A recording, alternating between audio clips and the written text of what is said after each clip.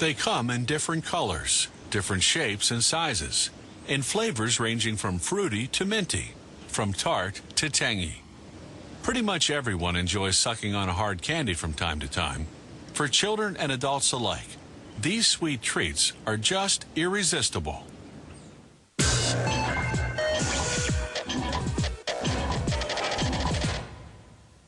Our love of sweets goes back to the caveman, who delighted in eating honey from beehives. In ancient times, people indulged in treats made of honey-covered fruit and nuts. In the Middle Ages, Europeans made candy from boiled sugar. But the high cost of imported cane sugar restricted this delicacy to the wealthy. Candy finally became affordable for the masses in the 1800s, with the discovery of a new and domestic source of sugar, the sugar beet.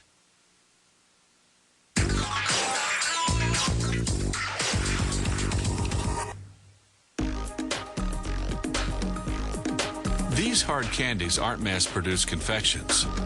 They're gourmet candies, custom-made and crafted by hand. The candy maker starts by bringing a pot of sugar and water to a boil. Then he adds glucose, a thick syrup made from starch.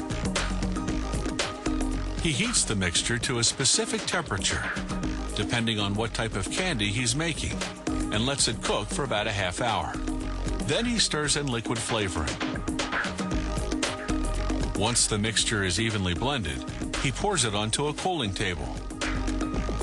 The candy maker has several flavorings at his disposal, from eucalyptus oil to fruit flavors. He also chooses from a wide range of food colorings. This candy will have a strawberry design in the middle, so he and his assistants are working with 3 colors: green for the leaves, red for the berry, and yellow for the background.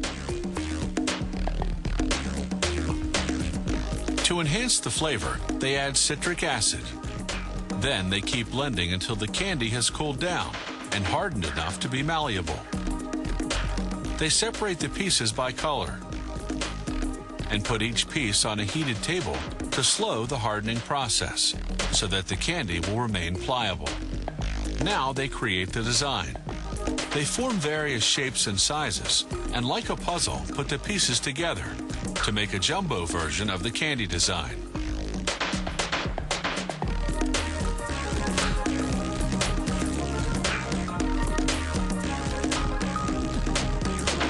Once they've assembled the red berry and green leaves and yellow background, they roll on more yellow background.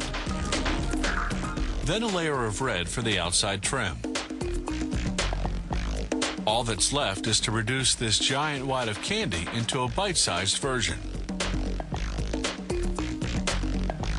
To do that, the candy maker pinches one end and stretches it out to form a long, uniform strand called a rod.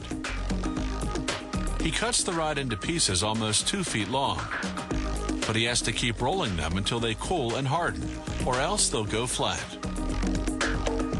When the rod is just the right diameter, the design is in perfect proportion. All they have to do now is cut candy-sized pieces.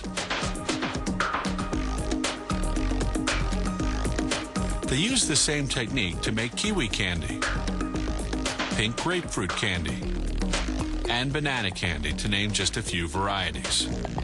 Want to order up some candy with a personalized message? Here's an L, an O, a V, an E,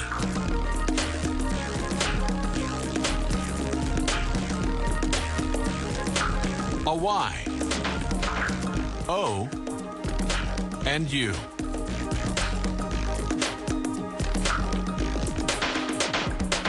Again, they create a yellow background and red trim. Then it's more pinching, pulling, rolling, and cutting until the rods are down to just the right size.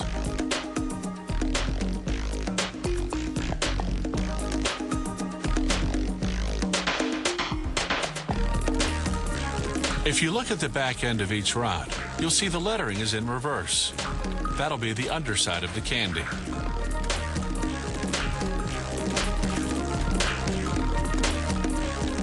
When the raw candy comes off the cooling table, it's transparent. To make it opaque or lighten the color, they'll pull it on a hook. Here, they intertwine two colors and feed the rod through a special machine that forms bands of pillow-shaped candies. After cooling, they simply break them apart by hand.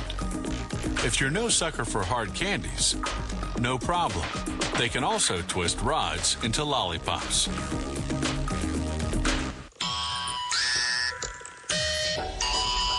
If you have any comments about the show, or if you'd like to suggest topics for future shows, drop us a line at sciencechannel.com/how it's made.